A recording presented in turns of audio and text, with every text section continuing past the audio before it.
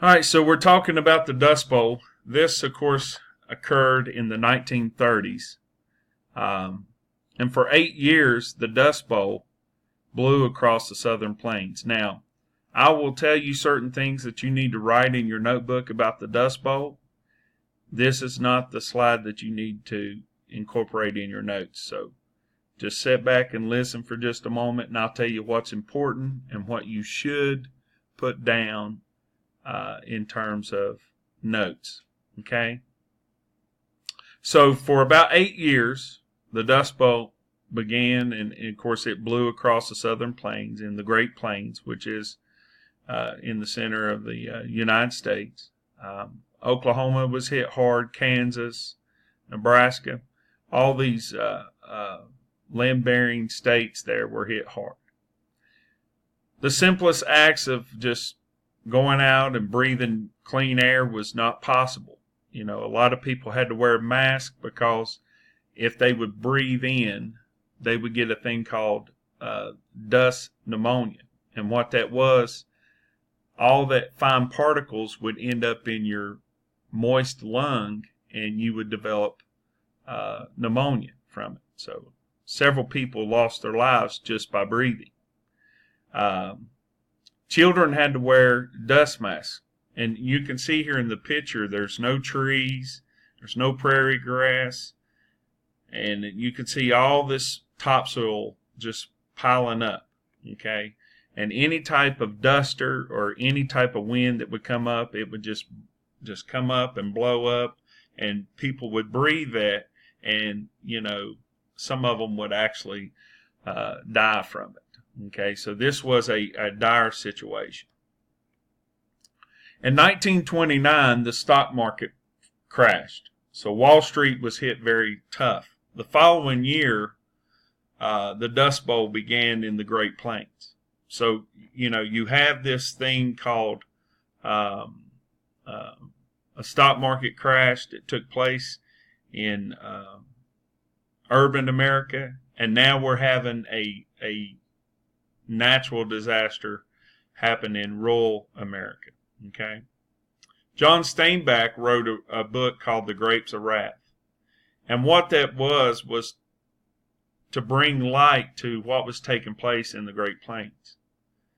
A lot of farmers could not pay their mortgage on their ranch homes, on their farms, because you know, they would pay probably once a year their annual mortgage, and that would come after harvest time. Well, if your crops are blowing away, there's no way of you getting income to pay the mortgage, so they lost the farm. So what happened was they would leave the Great Plains, and they would have these little leaflets out there that says there's work out west, and a lot of them would actually go across the Rockies looking for work. Now I do want you to write down this right here. Causes of the Dust Bowl. What I want you to write first is poor agricultural practices. Okay? So you're going to write poor agricultural practices, and then I want you to put a dash, and I want you to put overplowing and overgrazing. Okay? So poor agricultural practices, and then I want you to write out from it a dash, and you're going to put overplowing, overgrazing. And below that, you will put a sustained drought. Okay, so I repeat, poor agricultural practices, dash, overplowing, overgrazing, and then below that, a sustained drought. As you know, a lot of people believed, a lot of farmers at that time were uneducated of soil processes, especially the type of processes in the Great Plains. So they thought, well, if I just keep plowing, my crops will grow. I will stir up moisture from beneath, because that's what happened in the East. You know, but it's not going to happen here in the West because it's a different type of climate, and a whole different style of ecosystem here. Okay, so of course the plains and grasslands had been deeply plowed and planted, and but as the drought of the early 1930s evolved, farmers kept plowing and planting and nothing would grow. And the ground cover that was to hold the soil in place, and you can see here, no trees, no prairie grass, just dust. Okay, all that was gone due to the Dust Bowl. Now, you don't have to write this, okay? So the Dust Bowl really hit Oklahoma. During the Great Storm in the 1930s, Oklahoma, the weather threw up as much dirt that at times there was zero visibility. No matter how tightly the Oklahomans, the people of Oklahoma sealed their homes, they could not keep the dirt from entering. So this is where the term Okie comes from, okay? And again, you don't have to write this. A family moving west, they would just pack up whatever they could, mattresses, suitcase, clothes, whatever, and they would just try to find things that they could pawn for fuel and things of that nature so that they could head west. Because these Okies, which was some form of a derogatory term, described a family moving west who were poor, much like this. Here to the right is a family affected by the Dust Bowl.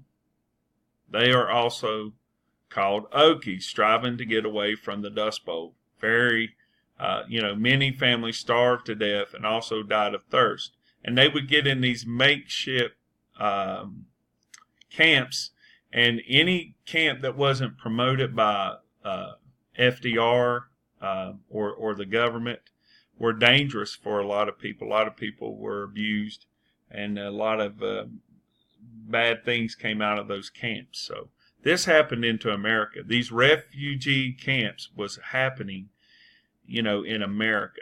We hear about refugee camps across the Atlantic, over in the Middle Eastern areas and places like that due to war. These refugee camps were in America, were, for Americans on American soil. So this was a significant change in American history. Then, of course, in 1935, there was Black Sunday. This is when the headlines took out. I mean, there was a lot of things taking place. Southeastern Colorado and western Kansas had seen 12 consecutive days of dust storms, and the worst was yet to come. Residents of Perryton, Texas experienced 50 dust storms in just 104 days. So, you look here at 1/4 of Oklahoma and all of Nebraska, 5 million acres were blown out. Okay, so this was a major thing. So what did we learn from the Dust Bowl? Well, the Dust Bowl played an important role in soil education. Okay, so you need to write this down, and this is the second line here, and it says the Dust Bowl caused the formation of the U.S. Department of Soil Conservation. You need to know that out of the Dust Bowl, we came up with a U.S. Department of Soil Conservation. This government agency was to educate farmers on soil conservation techniques. Okay, this is where we get agricultural sciences in high school, horticulture in high school. This is, this soil conservation and this act by President Roosevelt brought these types of sciences into the public education system. Virginia Tech is also a product of some of this too, because they have the agricultural science there. And of course, we can attest one of the reasons would be that there was a need for it because of the effects of the Dust Bowl. All right, so you need to write these down. Soil conservation techniques. And I will be asking about these on the test. So soil conservation techniques. Windbreakers, and you can see trees. Farmers learn to plant trees near open fields because it would slow down the velocity of the wind. Okay? So windbreakers, and sometimes they call them wind belts or breaker belts. I mean, there's so many variations of ways to call it, but wind barriers is basically what it is. Okay? So that is to slow down wind erosion. Another here is contour farming, and you can see where in between here, okay, they will plant some grass or some type of vegetation to slow down water erosion. Okay, so that's going to slow down. So you got your windbreakers and you got your contour farming. Others here, of course, terracing. You can see here is terracing. If it's on a slope, they'll cut back into it and they will terrace it. This is very popular in the Far East, eastern part of the world. Alley cropping. Notice they have the trees here, and then there's an alley of crops, and then the trees here, an alley of crops. And that's two things there. One, of course, being the wind and the water. Contour farming, we've already talked about that. And here is what's very prevalent, the windbreaks in Virginia. If you go out toward East Virginia where they have the soybeans and peanut farms and all that, guess what? They have these windbreaks out there that's on the edge of the fields to slow down wind erosion. And this slide here is just another more up-to-date, I guess, photograph of that. Here's your contour farming. All right, so it's slowing down water erosion based on the contours. You remember we did topographic maps here, that is, okay? They also use no-till farming, where they don't till up the land. They just have certain apparatuses that will go in there.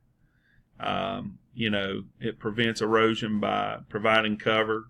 Basically, they just plant the seed within the weeds without plowing, and they harvest it, and they leave the debris on top, which slows down water erosion.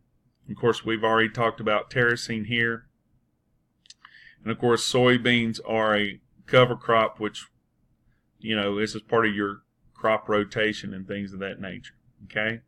So the whole point of this is, if you go back here, we need these windbreaks, right? We need these windbreaks to slow down wind erosion. We need contour farming to slow down water erosion. And that's the end of this. Once you finish this, you will go to the website and you will finish the video questions. There's a link to a video, and it's about the Dust Bowl.